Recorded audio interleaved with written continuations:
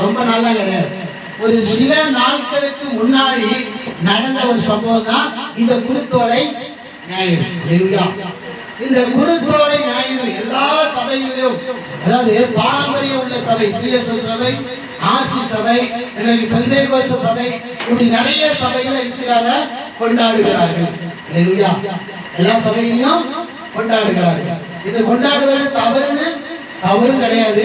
கொண்டாடாம சில பேர் இருப்பாங்க, அதுவும் தவறு கிடையாது. கொண்டாடுவது அவங்க விருப்பம். ஏனென்றால் எதை செய்தாலும் கர்த்தருடைய நாமத்துக்கு என்று செய்யுங்கள் என்று வேதம் சொல்லுகிறது. அதே போல நாட்களை விசேஷித்துக் கொள்கிறவன் கர்த்தருக்கென்று விசேஷித்துக் கொள்ளுங்கள். அந்த நாட்களை விசேஷப்படுத்துவது தவறு கிடையாது. அல்ல, கொண்டாடுவது நல்லதுதான். சில பேர் கொண்டாடக்கூடாது என்பார்கள், அது அவங்களுடைய விருப்பம். ஆனா இதனால் குருத்தோலை ஞாயிறாய் இருக்கிறது. அல்லேலூயா. அது மாத்திரம் உண்மை. அல்லேலூயா. இந்த குருத்தோலை ஞாயிறு என்று நினைச்சோம். சில சபையில ஓலை செஞ்சு சிலுவையா நினைச்சோம், ஓலையில சிலுவை செஞ்சு நினைச்சுவாங்க. அதை சர்ச்சைக்கு போயிட்டு திரும்ப வரும் பொழுது அதை நினைச்சுவாங்க, பிடித்து கொண்டு வருவார்கள். இப்படி ஒவ்வொரு சபையில ஒவ்வொரு விதமாய் அதை கொண்டாடுவார்கள். அல்லேலூயா. ஆனா இந்த குருத்தோலை ஞாயிறை குறித்து ஒரு சில காரியங்களை நான் வேத வசனத்தின்படி இந்த குருத்தோலை ஞாயிறு என்ன நடந்துச்சு, ஆண்டவர் என்ன செய்தார் என்பதை குறித்து தான் நாம் வேதத்திலிருந்து பார்க்க போகிறோம். அல்லேலூயா. அதுக்கு ஆதாரமாக ஒரு வேத வசனத்தை எடுத்துக் கொள்ளுவோம். லூக்கா எழுதின சுவிசேஷம்,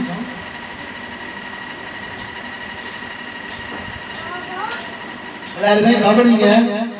அதாவது லூக்கா எழுதின சுவிசேஷம் 19ஆம் அதிகாரம் 30வது வசனத்தை நான் வாசிக்கிறேன். புதிய ஏற்பாடு 118ஆம் பக்கம் நான் வாசிக்கிறேன். உங்களுக்கு எதிரே இருக்கிற கிராமத்துக்கு போங்கள். அதிலே பிரவேசிக்கும் போது மனுஷர் ஒருவனும் ஒரு காலம் ஏறிராத கழுத குட்டியை கட்டியிருக்க காண்பீர்கள். அதை அவிழ்த்து கொண்டு வாருங்கள். அதை ஏன் அவிழ்க்கிறீர்கள் என்று யாராவது உங்களிடத்தில் கேட்டால் அது ஆண்டவருக்கு வேண்டும் என்று சொல்லுங்கள். அல்லேலூயா. ஒரு கழுதையை பற்றி பேசப்பட்டிருக்கிறது. ஆண்டவராய் இயேசு கிறிஸ்து சிலுவையில அடிக்கப்படுவதற்கு ஒரு சில நாட்களுக்கு முன்பாக நடந்த ஒரு சம்பவமா இருக்கிறது. அந்த சம்பவம் என்றால் ஒரு கழுதை குட்டியை ஆண்டவர் என்ன செய்கிறார், கேட்கிறார். அதாவது ஒரு கழுதையும் ஒரு கழுதையுடைய குட்டியும் என்ன செய்யுமா, ஒரு கட்ட உங்களுக்கு எதிரே இருக்கிற கிராமத்துக்கு போங்கள், அங்கே கட்டப்பட்டு இருக்கும். அதாவது கழுதையும் கழுதை குட்டியும். அது மார்க் எழுதின சுவிசேஷத்தில் நமக்கு மிக தெளிவாக அங்கே சொல்லப்படுகிறது. அதாவது கழுதையும் கழுதை குட்டியும் கட்டப்பட்டிருக்கும். இங்கே நாம் வாசித்த இந்த பகுதியில் பார்க்கும்போது கழுதை குட்டியை மட்டும் தான் சொல்லியிருக்கும். அப்போ தாயையும் குட்டியும் ஒன்னா கட்டி போட்டிருக்கிறாங்க. இப்படி ஒன்னா கட்டி போட்டிருக்கிற இந்த கழுதை குட்டியை எழுச்சுகிறார் ஆண்டவர் கேட்கிறார். தாயை கேட்கல, ஆண்டவர் கேட்கிறதை கேட்கிறார், குட்டியை கேட்கிறார். அந்த குட்டியை போயிடுச்சுங்க, அந்த கழுதை குட்டியை வெளிச்சுங்க, அவிழ்த்து கொண்டு வாருங்கள் என்று ஆண்டவர் சொல்லுகிறார். அல்லேலூயா. அப்போ இந்த குருத்தோலை ஞாயிறு என்பது கழுதையை வச்சுதான் முக்கியமான காரியம். எது? கழுதைதான். கழுதைதான் இந்த குருத்தோலை ஞாயிறுக்கு முக்கியமான ஒன்று. என்னது? ஓலை பிடிக்கிறது இதெல்லாம் கிடையாது. முக்கியமான ஒன்றுனா கழுதைதான். கழுதைதான் முக்கியம். இந்த கழுதை இன்னைக்கு நாம் நம்முடைய நாட்டுல, நம்முடைய தேசத்துல கழுதையை நாம் இழிவா பேசுவோம். இழிவா தானே பேசுவோம். கழுதையை ஒரு இழிவாய் பேசுவோம். கழுதை ஒரு இழிவான மிருகத்துக்கு நாம் நினைச்சுக்கிறோம், பேசுறோம். ஆனா கழுதை அப்படிப்பட்டது கிடையாது. அதாவது இஸ்ரவேல் ஜனங்களுக்கு, இஸ்ரவேல் தேசத்திலே காணப்படுகிற யூதர்களுக்கு கழுதை என்பது ஒரு விலை உயர்ந்தது. கழுதை என்பது நல்ல ஒரு மதிக்கக்கூடிய ஒரு கழுதை. கழுதை எப்படி சொல்லுவாங்க, நல்ல மதிப்பாங்க யூதர்கள் மதிக்கக்கூடிய ஒரு மிருகம் என்பது கழுதை. ஏன்னா இன்றைக்கும் சொல்றாங்க, உண்மையா எனக்கு தெரியாது, ஆனா இன்றைக்கும் சொல்றாங்க, குதிரையை காட்டிலும் ஒட்டகத்துக்கு அதிக விளையும். குதிரையை காட்டிலும் இன்னைக்கு இஸ்ரவேல் தேசத்துல யூதர்களுக்குள்ளே பார்க்கும் பொழுது குதிரையை காட்டிலும் ஒட்டகத்துக்கு அதிக பணம். இந்த ஒட்டகத்தை காட்டிலும் இந்த கழுதைக்கு அதை விட அதிக பணமா. அப்போ கழுதை எவ்வளவு மதிக்கிறாங்க பாருங்க. ஏன் இந்த கழுதைக்கு அவ்வளவு முக்கியத்துவம் கொடுக்குறாங்க? அந்த கழுதை ஏன் இவ்வளவு மதிக்கிறாங்கன்னா, இந்த கழுதையை பயன்படுத்தினா ராஜ வம்சத்துக்காரங்க தான் சொல்லுவாங்க, கழுதைய பயன்படுத்துவாங்க, மற்ற யாருக்கும் பயன்படுத்த மாட்டாங்க. அது இஸ்ரவேல் தேசத்தில் இருக்கிற யூத ராஜாக்கள் பயன்படுத்துகிறத ஒன்று என்றால் கழுதை தான், குதிரை கிடையாது. ராஜாவா இருக்கிறவங்க எல்லாம் ராஜ வம்சத்துல உள்ளவங்க என்ன சொல்லுவாங்க, குதிரைய பழக மாட்டாங்க, குதிரையில போக மாட்டாங்க, ஒட்டகத்துல போக மாட்டாங்க, கழுதையில தான் அடிச்சுவாங்க. அப்ப ராஜா வரக்கூடிய என்ன மிருகம்? ராஜா வரக்கூடிய மிருகம் எது? கழுதை. அதுல புறஜாதி ஜனங்கள், பரஜாதி ராஜாக்கள் வருது ஒரு குதிரை, பரஜாதி ராஜாக்கள். ஆனா யூதர்கள் இஸ்ரவேல் தேசத்தில் இருக்கிற யூதர்கள் ராஜாவாய் மாறினால் அந்த ராஜாக்கள் எப்படி வருவாங்கன்னா கழுதையில தான் வருவாங்க. அப்ப கழுதைக்கு தான் முக்கியத்துவம் கொடுத்தார்கள். ஆனா நம்ம தேசத்துல கழுதைக்கு முக்கியத்துவம் கிடையாது. கழுதை எழுச்சாங்க ஒரு வீட்டு வாசப்படியோ இல்ல ஒரு கடை வாசப்படி இருந்துச்சாங்க, கழுதைய போயிட்டு கழுதைய பாரு யோகம் வரும். இதுக்குதான் இன்னைக்கு நம்ம பயன்படுத்துறோம். அல்லேலூயா. இன்னைக்கு கழுதைன்னு சொல்லி ஒருத்தர் திட்டினாலே என்ன பார்த்து கழுதைன்னு சொல்லிட்டான்னு சொல்லி நம்ம கழுதையை ஒரு இழிவான ஒரு மிருகமாய் பார்க்க ஆரம்பித்து விட்டோம். ஒரு இழிவான மிருகம் அப்படி கிடையாது. ஆனா இஸ்ரவேல் தேசத்துல யூதர்களுக்கு அது ஒரு மேன்மை. கழுதைக்கு ரொம்ப முக்கியத்துவம் கொடுத்தாங்க. அல்லேலூயா. கழுதைக்கு அவ்வளவு முக்கியத்துவம் இருக்கு. அதனால கழுதை தான் இந்த குருத்தோலை நாயகர் என்று கழுதை ரொம்ப முக்கியம். ஏனென்றால் இயேசு கிறிஸ்துக்கு கழுதை குட்டி வேண்டும் என்று ஆண்டவர் சொல்லுகிறார். ஏனென்றால் என்ன செய்யறாரு, அந்த குதிரை மேல அந்த கழுதை மேல உட்கார்ந்து என்ன பண்ணும், பெத்தானியாவில இருந்து எருசலேமுக்கு எரிசணும் கழுதையில தான் அவர் போகணும். ஏனென்றால் நம்முடைய ஆண்டவராய் இயேசு கிறிஸ்து ராஜாதி ராஜாவா இருக்கிறார். அல்லேலூயா. இயேசு கிறிஸ்து அவர் ஆண்டவர் என்று நாம் சொல்லுகிறோம், அது உண்மைதான். அதே போல அவர் ராஜாதி ராஜாவா இருக்கிறார். அல்லேலூயா. இயேசு இருக்கிறார் ராஜாதி ராஜா. அல்லேலூயா. அதனாலதான் ஒரு கழுதை குட்டி உங்களுக்கு எதிரே இருக்கிற கிராமத்துக்கு பொங்கல், அங்கே கழுதையும் கழுதை குட்டியும் கட்டப்பட்டிருக்கும். கட்டப்பட்டிருக்கிற அந்த கழுதை குட்டியை அவிழ்த்து கொண்டு வாருங்கள், நான் அதில் என்ன பிரயாணம் பண்ண வேண்டும் என்று சொல்லுகிறார். அல்லேலூயா. இந்த கழுதையை பத்தி நம்ம பார்க்க போறோம்.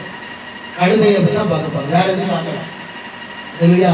இந்த கழுதை எப்படி இருக்கிறது, இந்த கழுதைக்கு என்ன முக்கியத்துவம், இந்த கழுதையை வைத்து நாம் ஒரு சில காரியங்களை பார்க்க போகிறோம். இந்த கழுதை கட்டப்பட்டு கொண்டிருக்கிறது. இந்த கட்டப்பட்டு கொண்டிருக்கிற குட்டி கழுதையை ஆண்டவர் என்ன செய்கிறார், அவருக்கு வேண்டும் என்று சொல்லுகிறார். அல்லேலூயா. யாருக்கு வேண்டும்?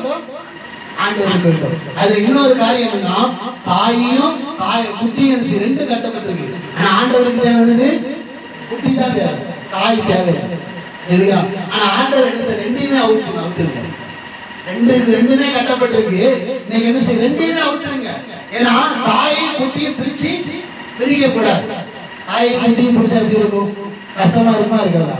இப்ப அம்மாவும் பிள்ளையும் பிரிச்சாச்சு எப்படி இருக்கும், கஷ்டமா இருக்குமா இல்லையா?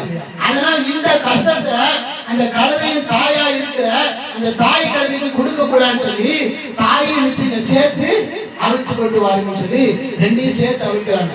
ஏன் அவிழ்க்கிறாங்கன்னா, அந்த குட்டி கழுதை யாருக்கு தேவை, யாருக்கு வேணும், ஆண்டவருக்கு வேணும். அல்லேலூயா. அப்படி இருந்து ஒரு காரியத்தை நாம் புரிந்து கொள்ளணும். இந்த நாட்களில் இன்றைக்கு நம்முடைய வாழ்க்கையில நடக்கிற ஒரு காரியம்னா, இன்றைக்கு எத்தனையோ மனிதர்கள் வேண்டாம் என்று நம்மளை பார்த்து சொல்றாங்களா இல்லையா? நம்மளை பார்த்து சொந்த பந்தம் கூட இன்னைக்கு நீ வேண்டாம், எனக்கு கூட பிறந்தவங்க நம்மளை பார்த்து நீ வேண்டாம், நீ எனக்கு வேண்டாம். கணவன் மனைவியை பார்த்து சொல்லுகிறான், நீ எனக்கு வேண்டாம். மனைவி கணவனை பார்த்து சொல்லுகிறான், நீ எனக்கு வேண்டாம். அதே போல இன்னும் வேதம் பார்க்கும் பொழுது பெற்றவர்களை பிள்ளைகள் வேண்டாம் சொல்றாங்க. இன்னைக்கு சூழ்நிலை நடக்குது. இன்னைக்கு வந்து பெற்றவங்க பிள்ளைகளுக்கு யார் வேண்டாம், பிள்ளைங்களுக்கு யார் வேண்டாம், பெற்றவங்க வேண்டாம் அப்படித்தானே சொல்றாங்க. அப்படி இருக்கா இல்லையா? இன்னைக்கு மனிதர்கள் அப்படி வாழ்ந்து கொண்டிருக்கிறார்கள். ஒரு மனிதனுக்கு இன்னொரு மனிதன் வேண்டாம் என்று சொல்லுகிறார். இப்படி வேண்டாம் வேண்டாம் வேண்டாம் வேண்டாம் சொல்லி இன்னைக்கு மனிதர்களை தள்ளி கொண்டிருக்கிறார்கள். ஆனா ஆண்டவர்கள் சொல்லுகிறார், இந்த கழுதை குட்டியை பத்தி எனக்கு வேண்டும். அல்லேலூயா. அப்ப நல்லா புரிந்து கொள்ளணும், நம்மை யாராரு வேண்டாம் என்று சொல்கிறார்களோ அதை குறித்து நாம் கவலைப்பட வேண்ட அவசியமே கிடையாது. ஏனென்றால் நீங்கள் நான் யாருக்கு வேண்டும்? ஆண்டவருக்கு வேண்டும். அல்லேலூயா. நீங்கள் நான் யாருக்கு வேணும்? ஆண்டவருக்கு வேணும். இதை காட்டிலும் ஒரு மேன்மையானது ஒண்ணு இருக்கா? கிடையாது. அல்லேலூயா. நம்ம பிள்ளைங்க நம்மளை வேண்டாம் சொன்னாங்க பரவாயில்ல, நம்முடைய கணவர் நம்மளை வேண்டாம் சொல்ற பரவாயில்ல, மனைவி வேண்டாம் சொல்ற பரவாயில்ல, யாரு வேண்டாம் என்று சொன்னாலும் எனக்கு ஒரு பிரச்சனை கிடையாது. ஏனென்றால் எனக்கு என்னை ஒருத்தருக்கு வேண்டும் என்று சொல்லுகிறார் ஆண்டவர். அல்லேலூயா. எவ்வளவு பெரிய விஷயம்! ஆண்டவர் நமக்கு தேவை. நம்மளுக்கு அதாவது நம்மை யாருக்கு தேவை? ஆண்டவருக்கு தேவை. எவ்வளவு பெரிய விஷயம்!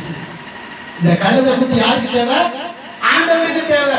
அதே போலதான் என்னால வேண்டாம் என்று சொல்லி நம்மளை ஒருவேளை நம்மளை உற்றார் உறவினர் எல்லாம் நம்மளை வேண்டாம் சொல்லி தள்ளி இருக்கலாம். அதை குறித்து நாம் என்ன செய்ய வேண்டாம்? கவலைப்பட வேண்டாம். ஏனென்றால் நீங்கள் நான் யாருக்கு தேவை? ஆண்டவருக்கு தேவை. ஆண்டவருக்கு நம்ம விரும்புகிறார். ஆண்டவர் நம்மளை விரும்புகிறார். ஆண்டவர் நம்மளை நேசிக்கிறார். ஆண்டவர் நம்மளை ஒருபோதும் தள்ளவே மாட்டார். அல்லேலூயா. அப்ப நீங்கள் நான் யாருக்கு தேவை? ஆண்டவருக்கு தேவை. எப்படி அந்த கழுதை குட்டி ஆண்டவருக்கு தேவையா இருந்ததோ அதே போல நீங்களும் நானும் யாருக்கு தேவை? ஆண்டவருக்கு தேவை. உங்க பிள்ளைகளுக்கு உங்களுக்கு தேவை இருக்கோ தேவையில்லையோ, ஆனா ஆண்டவருக்கு நீங்கள் தேவைப்படுகிறீர்கள். உங்க மனைவிக்கு, உங்க கணவனுக்கு உங்களுக்கு வேண்டாம் என்று சொல்லி உங்களுக்கு தேவை இருக்கோ இல்லையோ, ஆனா ஆண்டவருக்கு நீங்கள் தேவையா இருக்கிறீர்கள். அல்லேலூயா. எவ்வளவு பெரிய விஷயம் தெரியுமா? அதாவது தாவீதை நாம் எடுத்துக்கொள்ளுவோம். தாவீதுடைய வாழ்க்கையில அவன் பெரிய ஒரு குடும்பத்தை சேர்ந்தவன். பெரிய குடும்பம். குடும்பம் பெரிய குடும்பம். பெரிய குடும்பம் மாத்திரம் இல்ல, நல்ல வசதியான குடும்பம். அவனுக்கு கூட பிறந்த சகோதரன் இருக்கிறார், அப்பா அம்மா எல்லாருமே இருக்கிறாங்க. ஆனா எல்லாருமே இருந்தும் எல்லாருமே என்ன தாவீதை வேண்டாம் என்று சொல்லிவிட்டார்கள். தாவீதை வேண்டாம்ட்டாங்க. கூட பிறந்த சகோதரர்கள் தனக்கு ஒரு சகோதரன் இருக்கான்னு சொல்லி சகோதரனை வேண்டாம்னு சொல்லிட்டாங்க. அது மாத்திரம் பெற்றவர் தகப்பனார் சிலது இல்ல, இந்த யாரு தாவீது எனக்கு வேண்டாம் வேண்டாம்னு நினைத்ததுனாலதான் சாமுவேல் அந்த வீட்டுக்குள்ளே பிரவேசித்த பொழுது இப்படி ஒரு மகன் இருக்கிறான் என்று சொல்லல. அந்த தாவீது வேணும்னு சொல்லிட்டா அந்த சாமுவேல் என்ன சொல்லிருப்பாங்க? எனக்கு இப்படி ஒரு இளைய குமாரன் இருக்கிறான், எனக்கு ஒரு தம்பி இருக்கிறான், அவன் வனாந்தரத்தை ஆடி வைத்துக் கொண்டிருக்கான்னு சொல்லிருப்பாங்க. வேண்டாம்னு சொன்னதுனால ஒண்ணுமே சொல்லல. புரியுதா புரியலையா? தாவீதின் குடும்பத்துல சாமுவேல் இடத்துல எனக்கு ஒரு பிள்ளை இப்படி இருக்கிறான்னு சொல்லி யாருமே சொல்லல. என் கூட பிறந்த சகோதரன் ஒருத்தர் இப்படி இருக்கிறான் என்று சொல்லி கூட பிறந்தவங்களும் சொல்லல. யாருமே எல்லாருமே வேண்டாம் சொல்லிவிட்டார்கள். அப்படி வேண்டாம் சொன்ன பிறகும் இந்த தாவீது யாருக்கு தேவையா இருந்துச்சு? ஆண்டவருக்கு தேவையா இருந்துச்சு. ஆண்டவருக்கு தேவையா இருந்ததுனால வனாந்தரத்தில் ஆடு வைத்துக் கொண்டிருந்த தாவீது இஸ்ரவேல் சமத்துவ சபைக்கும் ராஜாவாய் மாறினான். அல்லேலூயா. ஆண்டவருக்கு தேவையான எவ்வளவு பெரிய ஆசீர்வாதம் பாருங்க. நம்ம ஆண்டவருக்கு தேவைப்படும். அப்ப ஆண்டவருக்கு நமக்கு தேவைப்பட நமக்கு என்ன ஆசீர்வாதம் யோசிக்கலாம். இந்த தாவீது யாருக்கு தேவையா இருந்தால்? ஆண்டவருக்கு தேவையா இருந்தார். இந்த தாவீது ஆண்டவருக்கு தாவீது வேண்டும் என்றிருந்தார். அதனால தாவீது இஸ்ரவேல் சபைக்கும் ராஜாவாய் மாறினார். அப்போ நம்மளை யாரு தள்ளினாலும் சரி கவலைப்படாது. என்னை என் பிள்ளை தள்ளிடுச்சு, என் மனைவி என்னை தள்ளிட்டாங்க, என் கணவன் என்னை தள்ளிவிட்டாரு, என் உற்சாக உறவினர் தள்ளிவிட்டார்கள் சொல்லி அந்த அப்படிப்பட்ட கவலையே நமக்கு வேண்டாம். ஏனென்றால் நம்மளை தள்ளாத தேவன் நம்மோடு கூட இருக்கிறார். அல்லேலூயா. நம்ம யாருக்கு தேவை? ஆண்டவருக்கு தேவை. இந்த கழுதை குட்டி யாருக்கு தேவை? அல்லேலூயா. இது எவ்வளவு பெரிய பாக்கியம் தெரியுமா? இப்படி ஒரு பாக்கியத்தை நமக்கு கொடுத்திருக்கிறார் கர்த்தர். இந்த கழுதை குட்டி ஆண்டவருக்கு தேவையா இருந்தது. அதே போல இந்த காலங்களில் நாமும் ஆண்டவருக்கு தேவையா இருக்கிறோம். அல்லேலூயா. நான் பிரயோஜனம் இல்லையே, நான் உயிர் வாழ்ந்து என்ன பிரயோஜனம்? ஒரு பிரயோஜனம் இல்லையே, யாருக்குமே பிரயோஜனம் இல்லையே அப்படி சொல்லி நினைக்காதீங்க. அப்படி நினைக்கவே கூடாது. தப்பு. நான் யாருக்குமே பிரயோஜனம் இல்லையே, என் பிள்ளைக்கு பிரயோஜனமா இருக்க நான் இல்லையே அப்படின்னு சொல்லி கவலையே வேண்டாம். நாம் யாருக்கு பிரயோஜனமா இருக்கிறோமோ இல்லையோ, நம்மை உண்டாக்கிய ஆண்டவருக்கு, நம்மை ரட்சித்த ஆண்டவருக்கு, நம்மை துதிக்கிற ஆண்டவருக்கு நாம் பிரயோஜனம் உள்ளவர்களா இருக்கிறோம்.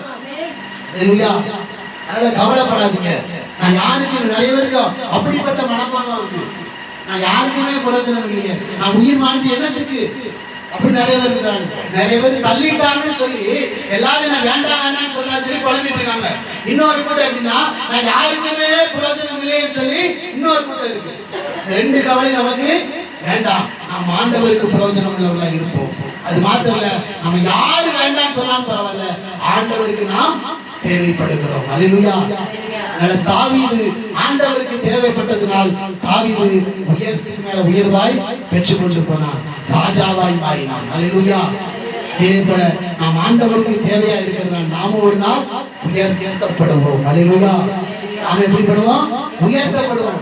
இப்படி கஷ்டப்படுகிற நாம் நாளைக்கு என்ன செய்வோம்? நம்ம உயர்த்தப்படுவோம். அல்லேலூயா. நம்ம யாருக்கு தேவை?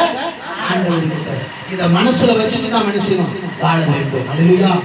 அப்போ அவங்க தள்ளிட்டாங்களே, இவங்க தள்ளிட்டாங்களே, எனக்கு அவங்க வேண்டாம்னு சொல்றாங்கன்னு சொல்லி அந்த கவலை தான் நமக்கு இனி இருக்கணுமா வேண்டாமா? இருக்கக்கூடாது.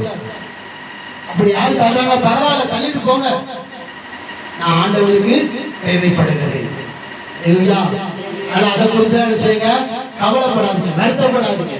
ஆண்டவருக்கு நீங்களும் நானும் தேவைப்படுகிறதுனால் கர்த்தர் நம்மை உயர்த்துவார். அல்லேலூயா. இந்த தாவீதின் குடும்பத்தாருக்கு தாவீது தேவையில்லாமல் இருந்தான். ஆனா ஆண்டவருக்கு தாவீது தேவையா இருந்தபடினால் தாவீதை கர்த்தர் உயர்த்தினவர். அதே போலதான் உங்களையும் என்னையும் கர்த்தர் ஒரு நாள் நிச்சயமாக உயர்த்துவார். அல்லேலூயா. இந்த கழுதை குட்டி ஆண்டவருக்கு தேவையா இருந்தது. இரண்டாவதாக அந்த கழுதையை குறித்து பார்க்கும் பொழுது இந்த கழுதை ஆண்டவருக்கு தேவையா இருந்தது. எதற்கு தேவையா இருந்துச்சுன்னா ஆண்டவரை சுமப்பதற்கு. கழுதை குட்டி எதுக்கு தேவையா இருந்துச்சு? ஆண்டவரை சுமந்து கொண்டு நிச்சயம். அதாவது பெத்தானியாவுக்கும் எருசலேமுக்கும் சுமார் 2 கிலோமீட்டர் இருக்குமா? எத்தனை கிலோமீட்டர்? 2 கிலோமீட்டர். இந்த 2 கிலோமீட்டர் தூரம் இந்த கழுதை குட்டியில ஆண்டவர் உட்கார்ந்து அந்த எருசலேமுக்கு எரிசினோம் போக வேண்டும். இதற்கு தான் இந்த கழுதை ஆண்டவர் செய்கிறார். ஆண்டவர் கேட்டார்.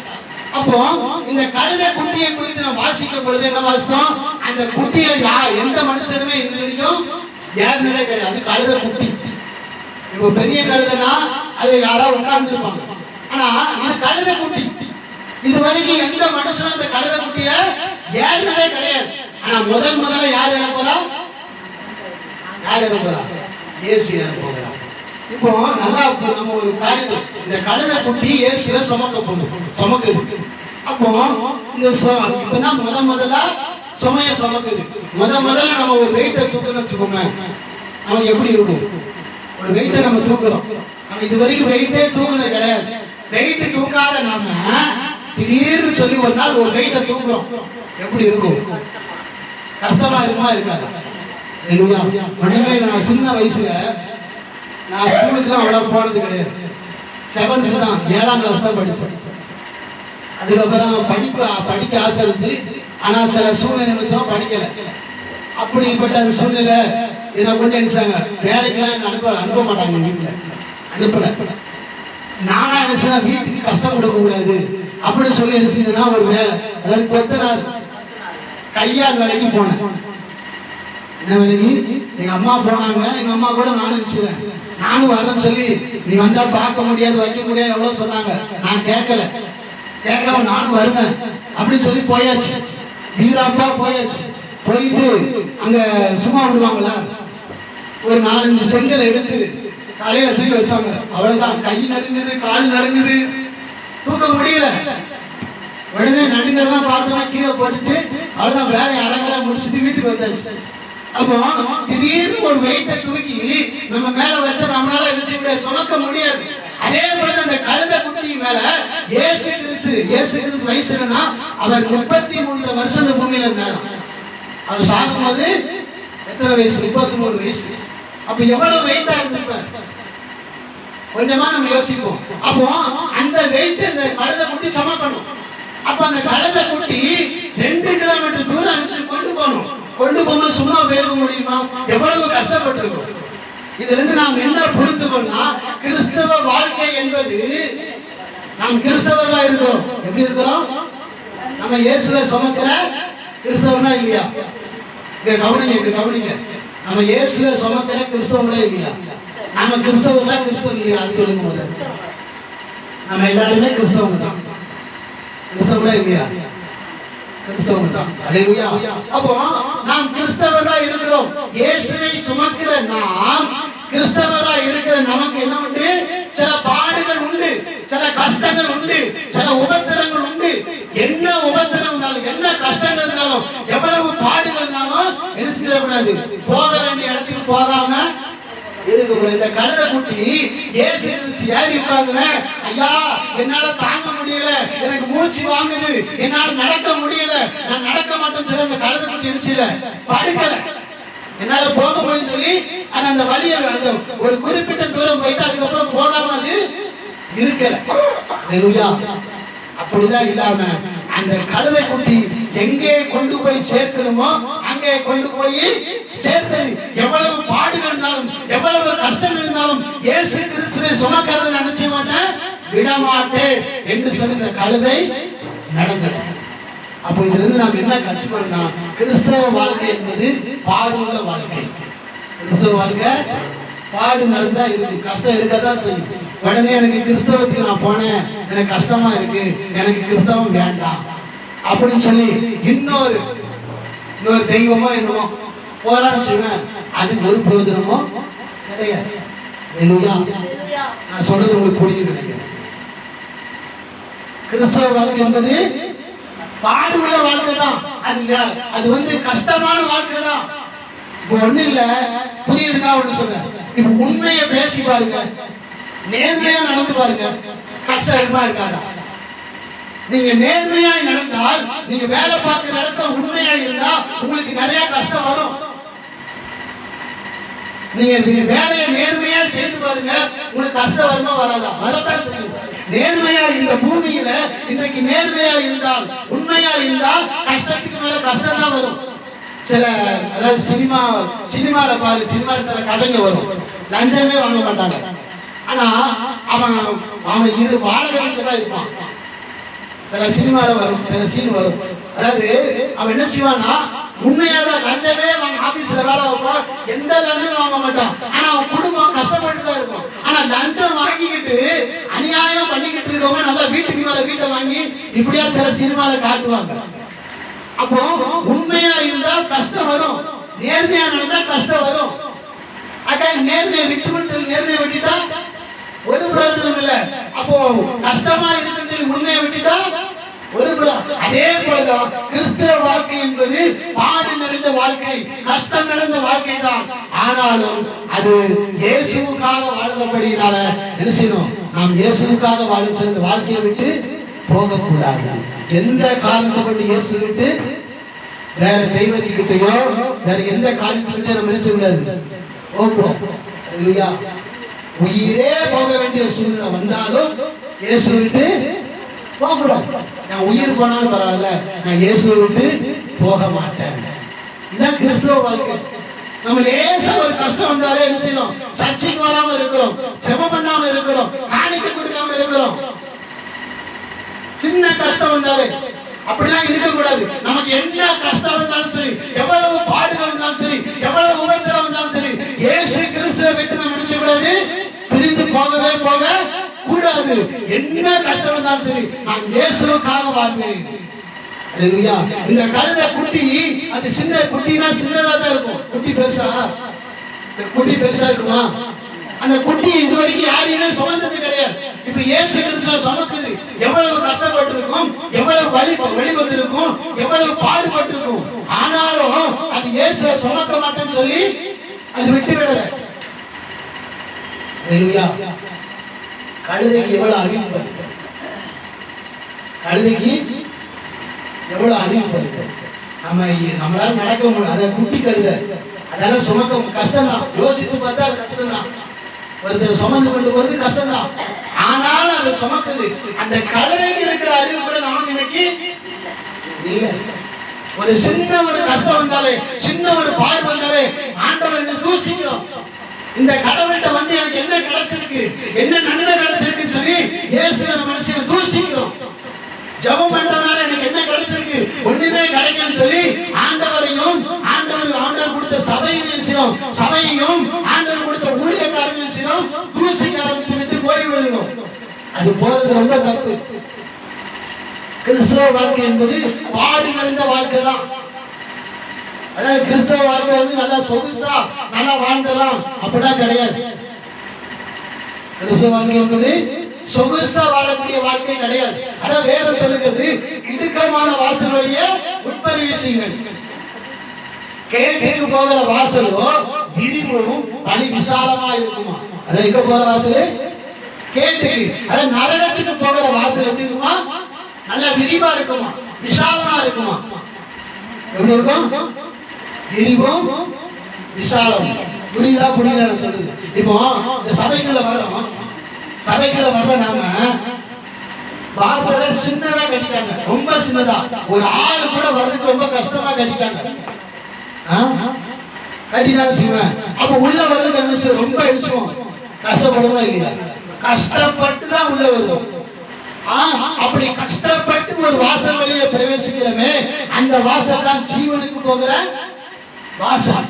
இன்னொரு வாசல் இருக்கு, நல்லா விசாலமா இருக்கும். அப்ப ஒரு மனுஷன் நடந்து வரதா வழி மனுஷன், அதுல கால் கூட வரலாம் அப்படின்னா எவ்வளவு பெருசா இருக்கும். இப்படி நரகத்துக்கு போற வாசல் எப்படி இருக்கும்? நல்லா விரிவா தான் இருக்கும். சொகுசான வாழ்க்கை என்பது நரகத்துக்கு போகக்கூடிய வாழ்க்கை. இடுக்கமான வாழ்க்கை என்பது இயேசுவுக்குள்ளாக வாழ்கிற வாழ்க்கை. கிறிஸ்தவ வாழ்க்கை என்பது பாடு நிறைந்த வாழ்க்கை தான். இயேசு கிறிஸ்து பூமியில வாழ்ந்தார். அவர் கடவுள் தான். அவரு கடவுளா இல்லையா? கடவுள் தான். அவருக்கு பாடு இருந்தா இல்லையா? கஷ்டம் இருந்தா இல்லையா? எவ்வளவு கஷ்டம், எவ்வளவு அவமானப்பட்டார், எவ்வளவு கஷ்டப்பட்டார். காரி துப்பினார்கள், கன்னத்துல ஓங்கி கன்னத்துல அடிச்சாங்களாம். இது பாடா இல்லையா? இது கஷ்டமா இல்லையா? இல்ல சொகுசா? கஷ்டம் தானே. கிறிஸ்துவே கஷ்டப்பட்டார். அவர் ஆண்டவர் தான். இந்த பூமிக்கு சொந்தக்காரர், வானத்துக்கு சொந்தக்காரர், சர்வத்துக்கும் அவர் சொந்தக்காரர். இருந்தாலும் அவரும் நினைச்சிட்டு அந்த பூமியில வாழும் பொழுது கஷ்டம் தான் பட்டாரு, சொகுசா வாழல. அதே போல இயேசுவோடு கூட இந்த ஒவ்வொரு சீசர்களும் சொகுசாய் வாழவில்லை, எல்லாருமே கஷ்டப்பட்டார்கள். இன்றைக்கு நாமும் நீங்களும் எப்படி வாழ்கிறோம்? சொகுசா வாழ நினைக்கிறோம். கிறிஸ்தவ வாழ்க்கைனா சொகுசுள்ள வாழ்க்கை. நம்ம சர்ச்சைக்கு போனா ஆசீர்வாதம் வந்துடும், இயேசுவை தேடி போனா உடனே ஆசீர்வாதம் வந்துடும் அப்படி நினைச்சிட்டு வந்து ஏமாந்து போறோம். ஏமாந்து அதுக்கப்புறம் இயேசுவை விட்டு பிரிஞ்சு நினைச்சிடும், இன்னொரு தெய்வத்தை தேடி ஓடுவோம். அப்படிலாம் கிடையாது. நம்ம இயேசுவின் பிள்ளைகளா இருக்கிற நமக்கு நிச்சயமாகவே கஷ்டம் உண்டு, பாடு உண்டு, உபத்திரவம் உண்டு. இந்த பாடுகள் மத்தியிலும் இந்த உபத்திரத்தின் மத்தியிலும் இயேசுவை சுமக்கிற நாம் எங்கே சுமந்து கொண்டு போகிறோமோ அந்த இடத்துக்கு சரியாக நினைச்சணும், சுமந்து கொண்டு போகணும். எனக்கு பாடு இருக்கு, எனக்கு வலி இருக்கு, எனக்கு வேதனை இருக்குன்னு இயேசுவை விட்டுட்டு போயிடக்கூடாது. போயிட்டா நரகத்துக்கு தான் போகணும். எங்க போனோம்? நரகத்துக்கு தான் போகணும். நரகத்துக்கு போகணுமா வேண்டாமான்னு சொல்லி நாமே தீர்மானம் பண்ணிக்கலாம். அப்போ இந்த கழுதை குட்டி அது நடக்க முடியாத அளவு அது சுமந்து கொண்டு போய் கஷ்டம் தான். ஆனாலும் இயேசு அந்த கழுதை குட்டி சுமந்தது. அதே போல நம்முடைய வாழ்க்கையில எவ்வளவு கஷ்டம் வந்தாலும் சரி, எவ்வளவு பாடுகள் வந்தாலும் சரி, எவ்வளவு உபத்திரம் வந்தாலும் சரி, இயேசுவை விட்டு விட்டு நாம் நினைச்சக்கூடாது, போகவே போகக்கூடாது. அல்லேலூயா. இழிவான ஆதாயத்துக்காக இந்த உலகத்துல நமக்கு வருகிற ஒவ்வொரு ஆசீர்வாதம் இழிவான ஆசீர்வாதம். இந்த இழிவான ஆசீர்வாதத்துக்காக பரலோக ஆசீர்வாதத்தை விட்டுவிடக் கூடாது. அல்லேலூயா. அதனால நமக்கு பாடு உண்டு, பாடு.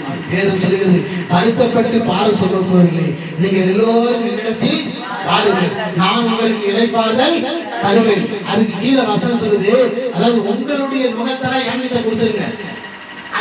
உங்க கஷ்டத்தெல்லாம் ஏன்ட கொடுத்துருங்க, நான் உங்களுக்கு என்ன செய்யறேன், என்னுடைய கஷ்டத்தை உங்களுக்கு தரேன். ஆனா என்னுடைய கஷ்டம் எப்படி இருக்குன்னா லகுவா இருக்கும், லேசா இருக்கும்.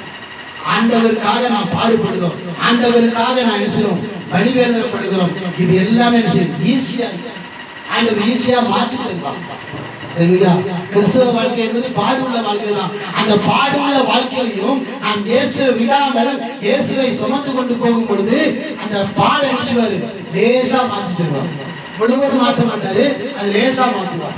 ஒரு வழி இருக்கா, அந்த வழி நினைச்சுவார் லேசா மாற்றுவார். இவ்வளவுதான் வித்தியாசம். நான் பாடுலாம் போகாது. முற்றிலுமா ஆண்டவர் எடுத்து போட மாட்டார். அது லகுவாய் மாற்றுவார், லேசாக மாற்றுவார். இப்போ 50 கிலோ வெயிட்ட தூக்குறேன்னா அப்படி தூக்குற நம்ம அந்த 50 கிலோ வெயிட் நமக்கு எப்படி இருக்குன்னா 20 கிலோ வெயிட் மாதிரி இருக்கும். புரியுதா? ஆண்டவர் நாம் சுமக்கிறதுனால, அந்த ஆண்டவரை சுமக்கிறதுனால கிறிஸ்துவ வாழ்க்கை பாடுள்ள வாழ்க்கை தான்.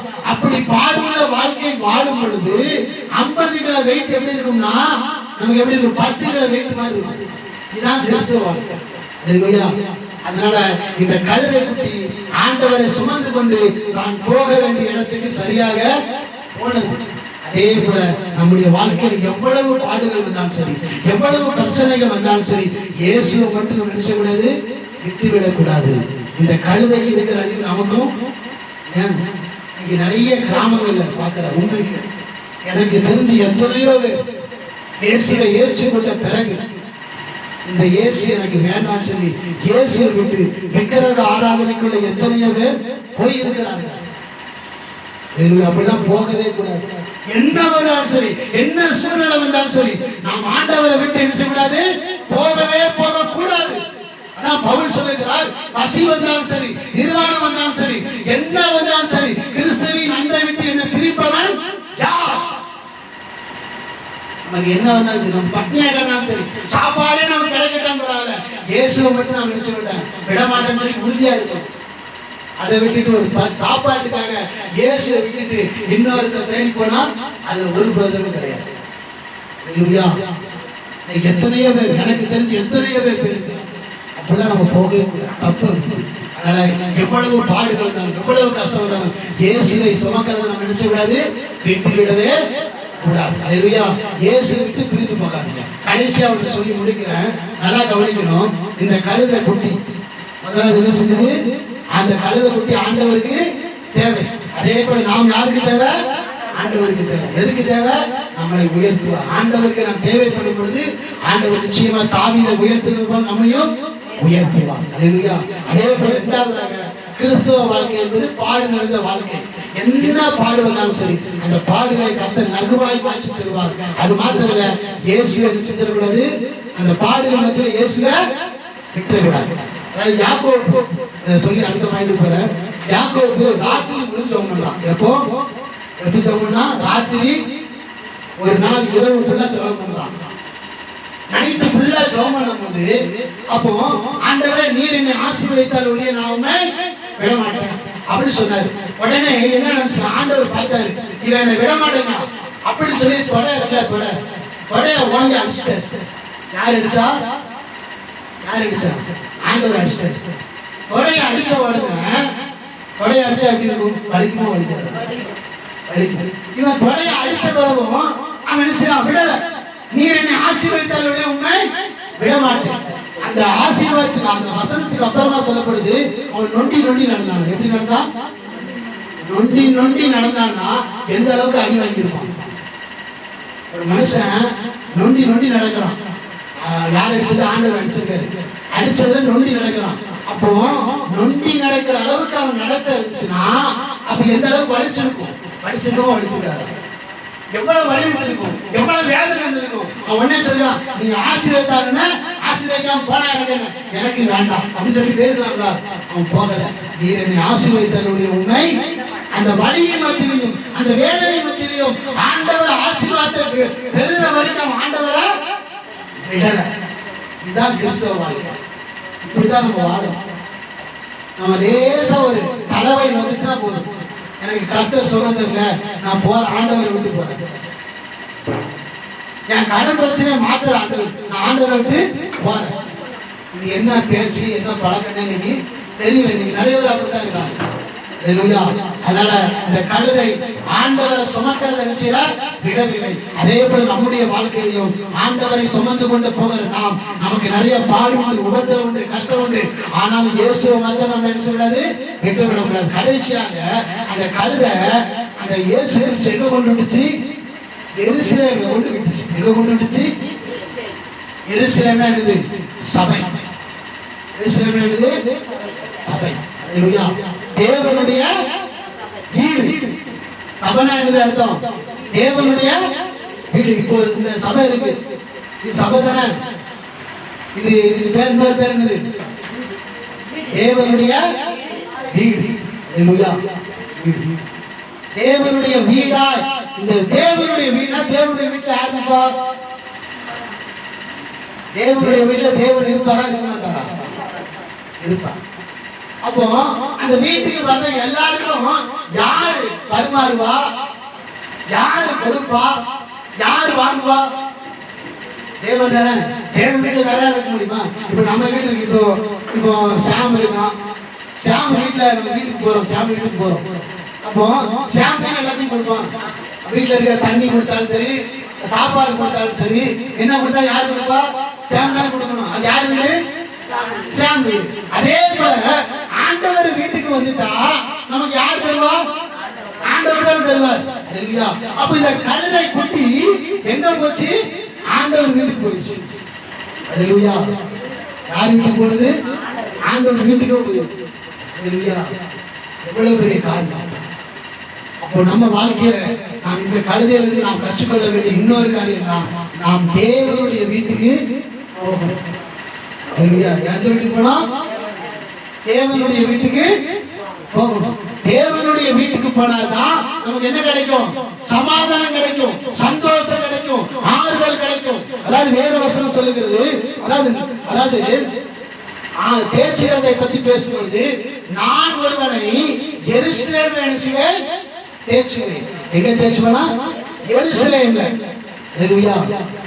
ஆண்டவர் ஒரு தாய் தன் பிள்ளையை தேய்ச்சது போல நான் உங்களை எருசலேமில் அனுப்புவேன், தேய்ச்சுவேன் என்று சொல்லுகிறார். அப்ப எருசலேம் என்பது தேவனுடைய வீடா இருக்குது. அப்ப தேவனுடைய வீட்டுக்கு நாம் வரும்பொழுது தேவனே நம்மளை தேய்ச்சுவார். அல்லேலூயா. அப்ப இந்த கடைசியா நாம் புரிந்து கொள்ள வேண்டிய ஒரு காரியம் என்னவென்றால், நாம் தேவனுடைய வீட்டுக்கு போக வேண்டும். தேவனுடைய வீடு என்ன தெரியுமா? நரகத்துக்கு போகாமல் இயேசுவோடு கூட சதா காலம் வாழ போகிறோமே, அந்த வீடுதான் தேவனுடைய வீடு. அல்லேலூயா. இன்றைக்கு இந்த சபை தேவனுடைய வீடா இருக்கலாம். ஆனா நாம் மரித்ததுக்கு அப்புறமாக நாம் இயேசுவோடு கூட வாழ்கிற ஒரு நித்திய வாழ்க்கை ஒன்று இருக்கு. நித்திய ஜீவன் என்று ஒன்று இருக்கு. அந்த நித்திய வாழ்க்கை யாரோடு கூட வாழணும்? இயேசுவோடு கூட வாழணும். அந்த வாழ்க்கை தான் தேவனுடைய வீடு. அல்லேலூயா. அப்போ இந்த கழுதை எங்க போனது? தேவனுடைய வீட்டுக்கு போனது. அதே போல நாம் எங்க போனோம்? பரலோக ராஜ்யம். நரகத்துக்கு போகாமல் எங்க போகணும்? பரலோகத்துக்கு போகணும். அல்லேலூயா. தேவனோடு கூட வாழும்படி, தேவனோடு கூட சதா காலம் வாழும்படி, தேவனோடு கூட வாழும்படி நம்ம நித்திய வீடா இருக்கிற அந்த பரலோக வீட்டுக்கு நாம் போக வேண்டும். அல்லேலூயா. அப்போ கழுதையை பத்தி நிறைய இருக்கு. நாம் இன்றைக்கு 3 காரியம் தான் பார்த்துருக்கிறோம். அல்லேலூயா. இந்த கழுதைக்கு அவ்வளவு காரியம் இருக்கு. நம்ம ஈஸியா நினைக்கிறோம், கழுதை தானே அப்படின்னு நினைக்கிறோம். இந்த கழுதை சாதாரண கழுதை கிடையாது. இது இயேசுவை சுமந்த கழுதை. அல்லேலூயா. இயேசுக்கு தேவைப்பட்ட கழுதை, இயேசுவை சுமந்த கழுதை, இயேசுவை எருசலேமிலே கொண்டு போய் வீட்டை கழுதை. அல்லேலூயா.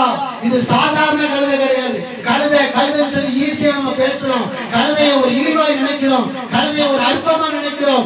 இல்ல, இது அற்பமான கழுதை கிடையாது. இது இயேசுவை சுமக்கிற கழுதை. இது இயேசுவுக்கு தேவைப்படுகிற கழுதை. அல்லேலூயா.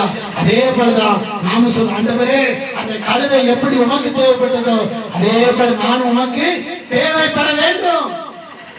அதே போல எப்படி அந்த கழுதை உண்மை சுமந்ததோ அதே போல இந்த பூமியில எனக்கு எவ்வளவு கஷ்டம் வந்தாலும் நான் உண்மை சுமக்கிற கழுதையாய் நான் இருக்கணும். அல்லேலூயா. குருத்தோட பிடிச்சுக்கிட்டு போறது மட்டும் பெருசு கிடையாது. நீங்க சர்ச்சைக்கு போகாதவங்க கூட போவாங்க.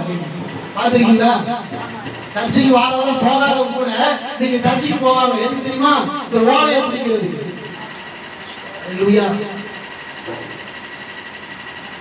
ஓலையை பிடிக்கிறதுக்கு இன்னைக்கு மெனக்கிட்டு சர்ச்சைக்கு போவாங்க. அல்லேலூயா. அது கிறிஸ்தவ வாழ்க்கைக்கு அர்த்தம் கிடையாது. என்ன வந்தாலும் சரி, எவ்வளவு பாடு வந்தாலும், எவ்வளவு கஷ்டம் வந்தாலும், இந்த கழுதையை போல இயேசுவை சுமக்கிறவங்களா எல்லா நேரமும் சுமக்கணும். கஷ்டம் வந்தாலும் சுமக்கணும், பாடு வந்தாலும் சுமக்கணும், உபத்திரம் வந்தாலும் சுமக்கணும், என்ன வந்தாலும் இயேசுவை மட்டும் விடாம சுமக்கிற ஒரு கழுதையா நம்ம இருக்கணும். இல்லையா? ஓலை முக்கியம் கிடையாது, கழுதை தான் முக்கியம். இல்லையா? ஓலை முக்கியம் கிடையாது. இந்த ஓலை முக்கியம் சொல்லி ஓலையை பத்தி நம்ம நினைக்கிறோம். ஓலை தான் நமக்கு முக்கியம் கிடையாது. ஓலை பிடிக்கணும்னா அன்னைக்கு அது சபையே கிடையாதுவாங்க. அதாவது இந்த குருத்தோலையில் வேறு என்று ஓலை பிடிக்கணும்னா அது கிறிஸ்தவ சபை கிடையாது. இந்த சபை கிடையாது, கிறிஸ்தவ சபை கிடையாது. அப்படிலாம் கிடையாது. ஓலை பிடிச்சாலும் பிடிக்கிட்டாலும் நாம் இங்கே சொல்லப்பட்ட இந்த கழுதையை போல வாழ்ந்தோம் என்றால் நிச்சயமாகவே தேவன் நமக்கு அளவில்லாத ஆசீர்வாதத்தை தருவார். அப்போ இந்த கழுதை இயேசுவுக்கு தேவைப்பட்ட கழுதை. இந்த கழுதை இயேசுவை சுமந்த கழுதை. கஷ்டத்தின் மத்தியிலும் இயேசுவை சுமந்த கழுதை. இந்த கழுதை எருசலேமுக்கு கொண்டு போய் சேர்த்த கழுதை. அதே போல நம்முடைய வாழ்க்கையில நாம் இயேசுவுக்கு தேவைப்படுகிறோம். அதே போல நமக்கு எவ்வளவு பாடு வந்தாலும் எவ்வளவு கஷ்டம் வந்தாலும் இயேசுவை விட்டு மாத்திரம் நம்ம நினைச்ச கூடாது, போகக்கூடாது. அதே போல பரலோக வீட்டுக்கு நம்ம என்ன செய்யணும்? போக வேண்டும். அல்லேலூயா. அந்த வீட்டுக்கு நித்திய காலமாய் வாழக்கூடிய அந்த பரலோக வீட்டுக்குள்ள நம்ம என்ன செய்யணும்? பிரவேசிக்க வேண்டும். அந்த வீட்டுல தான் என்ன இருக்கு? சமாதானம் இருக்கு, சந்தோஷம் இருக்கிறது. அங்க துக்கமே கிடையாது. பரலோகத்துல என்ன கிடையாது? துக்கமே கிடையாது. இயேசுவோடு கூட வாழ்கிற அந்த நித்திய வாழ்க்கையில நமக்கு என்ன கிடையாது? துக்கம் கிடையாது, கண்ணீர் கிடையாது, கவலை கிடையாது, கஷ்டம் கிடையாது, பாடு கிடையாது. உலகத்துல இருக்கிறது தான் நமக்கு என்ன உண்டு? பாடு உண்டு, கஷ்டம் உண்டு, உபத்திரம் உண்டு. அப்போ இந்த கழுதையிலிருந்து 3 காரியத்தை நாம் பார்த்தோம். இந்த கழுதையை போல நாமும் ஆண்டவருக்கு தேவை உள்ளவர்களை வாழ்வோம். என்ன கஷ்டம் வந்தாலும் இயேசுவை விட்டு பின்வாங்காமல் காணப்படுவோம். அதே போல நித்திய வீடாய் இருக்கிற அந்த எருசலேமுக்குள்ளே நாம் பிரவேசிப்போம். கர்த்தர் நம்மை ஆசீர்வதிப்பார். நாம் எல்லாரும் ஒப்பு கொடுப்போம். இந்த காலங்களிலே நமக்கு யாரு நம்மளை வேண்டான்னு சொன்னாலும் கவலைப்படாது. உங்களை வேலை ஸ்தலத்துல உங்களை வேண்டான்னு சொல்றாங்களா? கவலைப்படாதீங்க.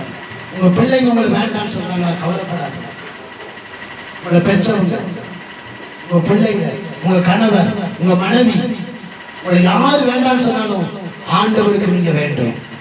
ஒப்பு கொடுத்து, ஆண்டவரே நான் உண்மையிடத்தில் உன்னை ஒப்பு கொடுக்கிறேன். ஆண்டவருக்கு நீங்கள் நானும் தேவைப்படுகிறோம். ஒப்பு கொடுங்க. நீங்கள் நான் ஆண்டவருக்கு தேவைப்படுகிறோம்.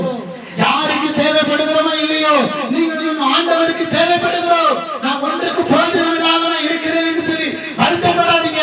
நீங்கள் நானும் ஆண்டவருக்கு பிரயோஜனமாய் மாறும்படி கர்த்தர் இந்த நாளிலே அப்படிப்பட்ட கிரியை நமக்கு செய்வார். ஒப்பு கொடுங்க, ஒப்பு கொடுங்க. நீங்கள் நான் ஆண்டவருக்கு தேவைப்படுகிறோம். ஒப்பு கொடுங்க. ஹல்லேலூயா, ஹல்லேலூயா. இயேசுவே, அப்பா இயேசுவே, ஆமென். ஆண்டவரே, உமக்கு தேவைப்பட்டது ஆண்டவரே அந்த கழுதை. அதே போல உம்மை சுமந்த கழுதை ஆண்டவரே. அதே போல உம்மை எருசலேமுக்கு கொண்டு போய் விட்ட கழுதையாய் அந்த கழுதை காணப்பட்டது போல நாங்கள் உமக்கு தேவையுள்ளவர்களாய் காணப்படுகிறோம். அப்பா உம்மை சுமக்கிற ஒரு கழுதையாய் அப்பா இயேசுவே, அந்த பரலோக வீடாய் இருக்கிற அந்த நித்திய வீடா இருக்கிற நித்திய வீட்டுக்குள்ளே பிரவேசிக்கிறதாய் நாங்கள் காணப்பட எங்களுக்கு கிருபை செய்யும் ஆண்டவரே. அப்படியே கரத்திலே வந்திருக்கிற ஒவ்வொருவரையும் ஒப்புக் கொடுக்கிறோம். நீரே அப்படி நடத்தும். அந்த கழுதை எப்படி காணப்பட்டதோ அதே போல நாங்களும் அந்த கழுதையை போல காணப்பட இயேசுவே இந்த நாளிலே கிருபை செய்யும். அப்படியே கரத்திலே எங்களை ஒப்புக் கொடுக்கிறோம். இந்த ஆமென். இந்த நாளிலே வந்திருக்கிற ஒவ்வொருவரையும் பேர் பேராக தனித்தனியாக ஒப்புக் கொடுக்கிறோம் ஆண்டவரே. எப்படி தாவீது எல்லாரையும் தள்ளப்பட்ட பொழுது அவன் உமக்கு தேவைப்பட்டதனால் அவனை உயர்த்தினார் ஆண்டவரே. அதே போல வந்திருக்கிற ஒவ்வொருவரையும் பேர் பேராக தனித்தனியாக அவர்களை உயர்த்தினீராக ஆண்டவரே. அவர்களை உயர்த்தி ஆசீர்வதியும். இந்த சத்தத்தை கேட்டுக் கொண்டிருக்கிற ஒவ்வொருவரையும் ஆசீர்வதியும் ஆண்டவரே. உடைய கரத்தில் ஒப்புக் கொடுக்கிறோம். பெரிய கருத்து இயேசு கிறிஸ்துவின் விசுவாசத்தினால் ஜெபிக்கிறோம் ஜீவனுள்ள நல்ல பிதாவே. ஆமென். எல்லாம் சேர்ந்து சொல்லுவோம். என் ஆத்துமாவே கர்த்தரை ஸ்தோத்திரி, என் முழு நாமத்தை ஸ்தோத்திரி. என் ஆத்துமாவே